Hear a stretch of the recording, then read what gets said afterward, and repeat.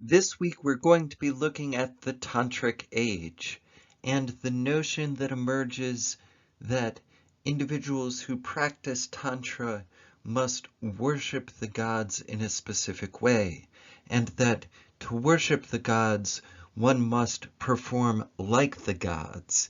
In other words, to worship a god one must become that god. The Tantric Age covers a vast stretch of time, usually from about the 5th, 6th, or 7th century of the Common Era through about the 14th century of the Common Era. So really, we're speaking about 700 to about 1400 here. In about 600 of the Common Era, according to Gavin Flood, early Tantric texts begin to be composed. These are then developed and traded and expounded upon as Tantric traditions spread from South Asia to Southeast Central and East Asia.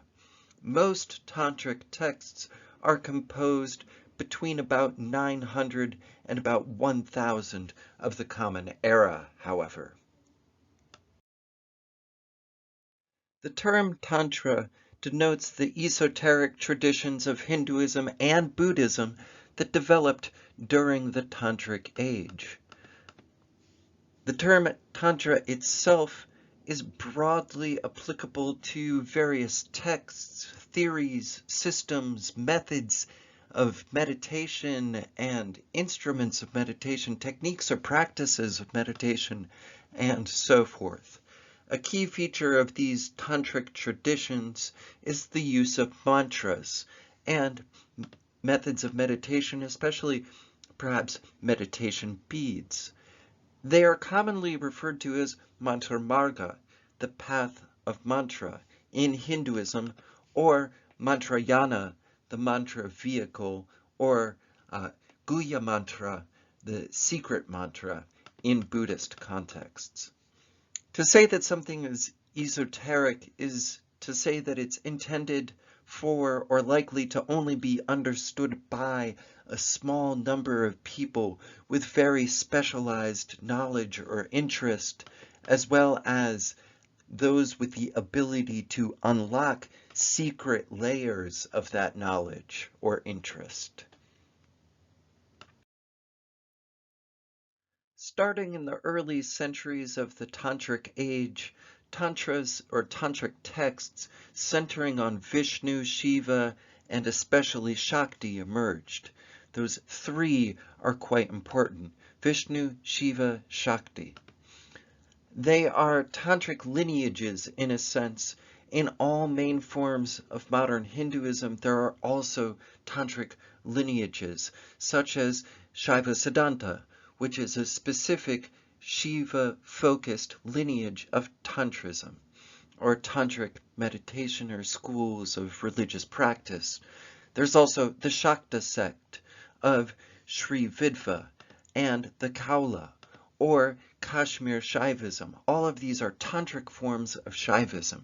In Buddhism, the Vajrayana or Diamond Way traditions are known for their tantric ideas and practices.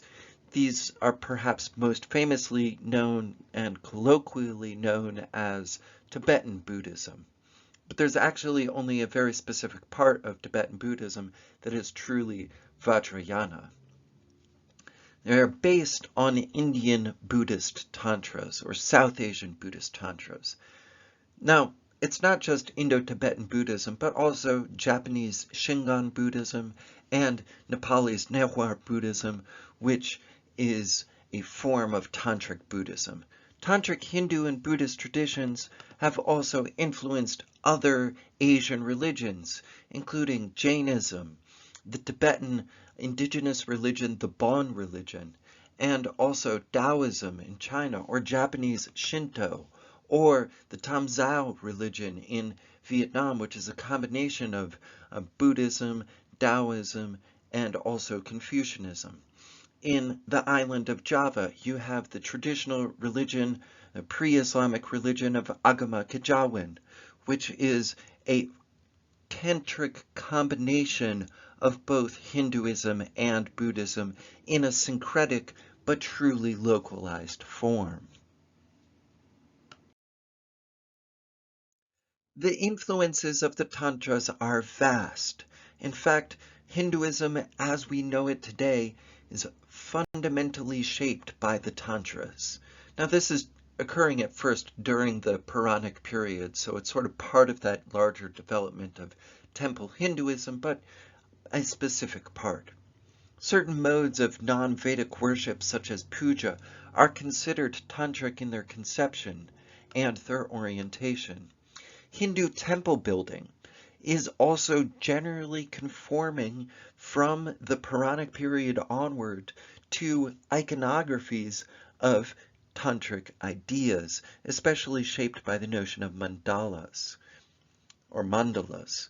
Hindu texts describing these topics are not just called tantras, but they might also be called agamas or samhitas. Samhitas is a term that we've heard before. More specifically, the agamas are a collection of several tantric literatures in Hindu schools of thought. The term agamas or agama literally means that which has come down. And agama texts describe cosmology, epistemology, philosophical traditions, precepts on meditation, meditation practices, 4 different types of yoga, mantras, temple construction, deity worship, and ways to attain 6-fold desires and be released from them. These are considered canonical texts in Sanskrit, Telugu, and Tamil, sometimes written in the Grantha script or the Tamil script. So Grantha for Telugu and Tamil for the Tamil language, but Sanskrit for other languages as well. In fact, the conception of the agamas as a textual form is so influential that in some communities in South Asia, and especially in island Southeast Asia, the word agama literally comes to mean religion. So, for example, one might say agama Yesu for Christianity, or agama Islam for Islam, or agama Kejawen, as we saw, for Javanese tantric combinations of Hinduism and Buddhism.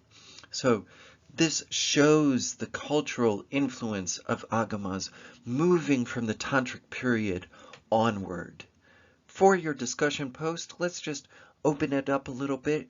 What seems different about the tantric period and why? How would you compare it to other periods we have studied so far, or other texts? How do tantras seem different from the Itihasa, for example? Go ahead and make a quick post and let's get the discussion going.